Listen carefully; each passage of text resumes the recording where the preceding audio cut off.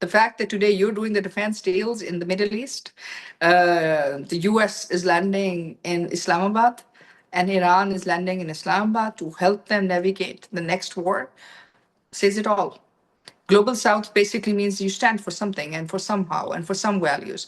So when you can't even stand for your own people, you can't even stand, and you want to be, the big brother in a security military alliance, which is based on aggression, terrorism, and military adventurism, then there are consequences. And the consequences, unfortunately, are that you're going to put your people at the risk of war. And if you're going to put your people at the risk of war, there can be no foreign direct investment in your country, because you do not understand that the repercussions of war are not tactical, they're strategic.